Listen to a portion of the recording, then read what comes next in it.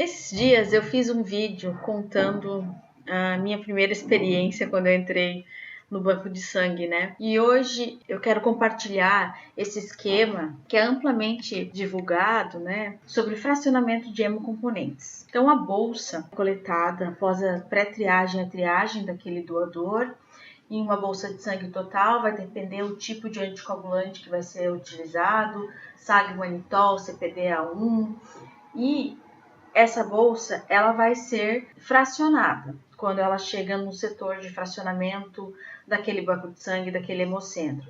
Então, quando a gente fraciona a bolsa após centrifugação, né, lembrando sempre a importância de validar a tua centrífuga, tanto velocidade, tempo, freio, para a produção do hemocomponente. Então, considerando que o teu equipamento, que a tua centrífuga está validada e ele vai ser fracionado, tem muitos hemocentros, né, muitos bancos de sangue que utilizam ainda o fracionamento manual e outros já têm o fracionamento automatizado.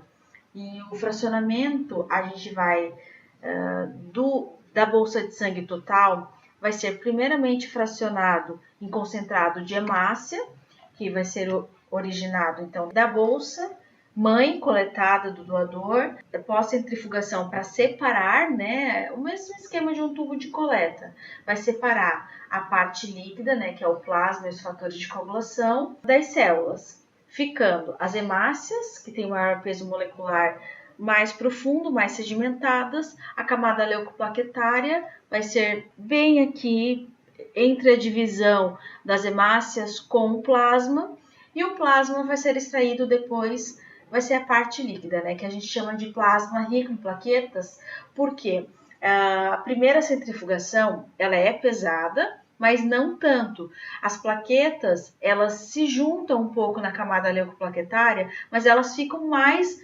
sobrenadantes, mais no plasma. Então, quando faz a primeira extração, vai ser extraído concentrado de hemácia e o plasma, ele vai para uma outra bolsa. Essa bolsa a gente chama de plasma rico em plaquetas, que é o PRP. O concentrado de hemácias, ele pode ser já diretamente transfundido, né? Claro, realizando a prova de compatibilidade com o receptor, considerando os requisitos de transporte, temperatura, armazenamento, mas é uma bolsa que já estaria pronta para ser transfundida.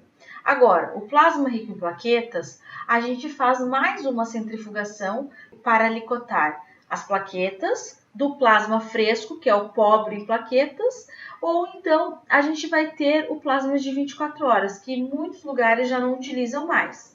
Mas, por exemplo, aqui, desse plasma rico em plaquetas, a gente vai ter uma segregação, né, uma separação do plasma fresco congelado, que é pobre em plaquetas, e um concentrado de plaquetas. Então, neste esquema aqui, já temos 3 bolsas.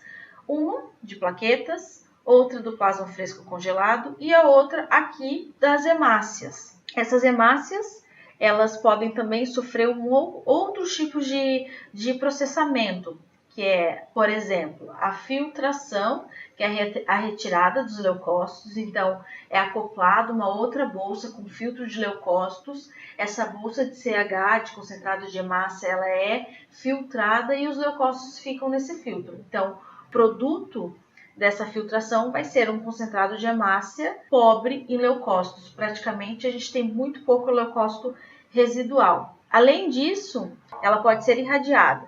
Então, dependendo da patologia de base, né, da patologia do que o paciente que precisa daquele concentrado de hemácia tem, o médico vai solicitar um concentrado de hemácias normais, ou filtrado irradiado, enfim, dependendo do que ele precisa.